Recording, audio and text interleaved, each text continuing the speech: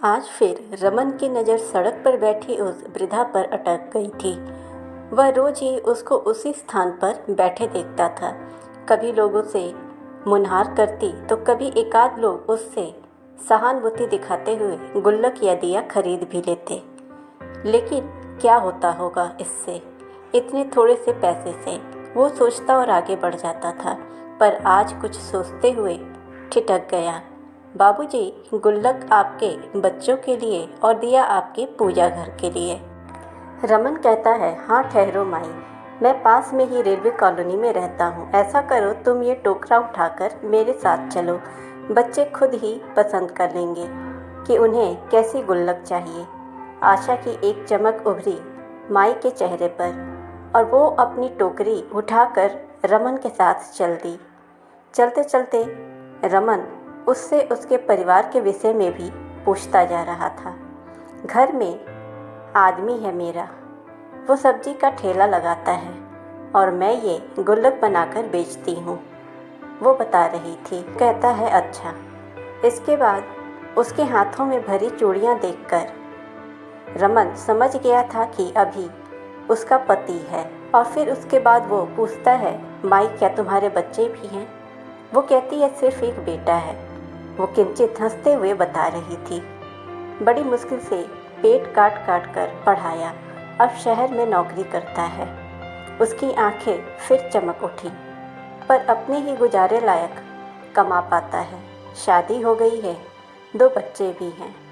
बाबूजी बहुत प्यार करता है हम दोनों से, पर किराया, बच्चों की पढ़ाई, उसका दर्द मैं समझती हूँ। हम बूढ़ा बूढ़ी अपने लायक कमा लेते हैं, कभी उससे पैसे नहीं मांगते।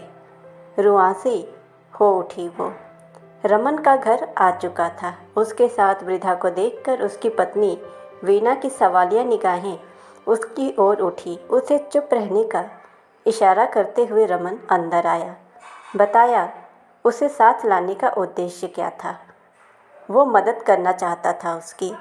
रमन ने अपने दोनों बच्चों को बुलाया और गुल्लक पसंद करने के लिए कहा। उन्होंने एक एक गुल्लक ली और पूजा घर के लिए एक दिया लिया। माई आशीर्वाद देकर जाने को ही थी कि वीना ने उसे रोका। वो कही, माई हम लोग धुलाई की मशीन लेने वाले थे, पर क्या तुम हम लोगों के कपड़े धो दिया करोगी? माई तुरंत बोल उठी, काहे नहीं बीबी जी, जुग जुग जियो। तब वीना पूछती है कि तुम लोगी क्या? माई कहती हैं, जो तुम खुशी से दे दो।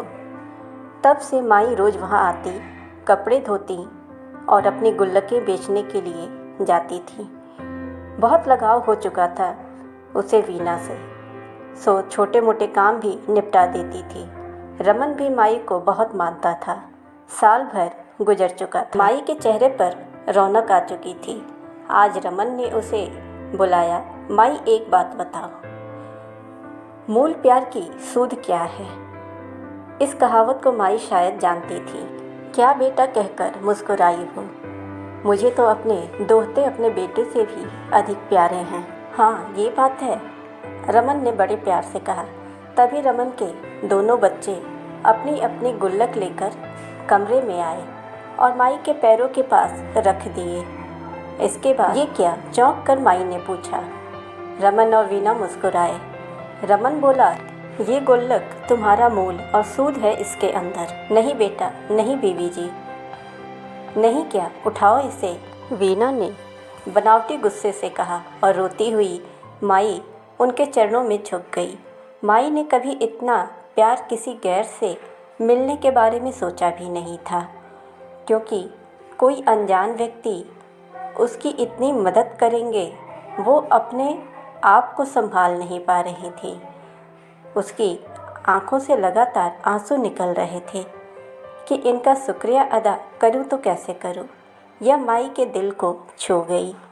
लेकिन इस कहानी से यह सीख मिलती है कि हमें कभी कभी मजबूर इंसान की भी मदद करनी चाहिए। चैनल पे अगर आप नए हैं तो चैनल को सब्सक्राइब करें, नोटिफिकेशन बेल ज़रूर दबाएं ताकि हमारी हर वीडियोज़ आप तक पहुंचती रहे। वीडियो को लाइक एंड शेयर करें।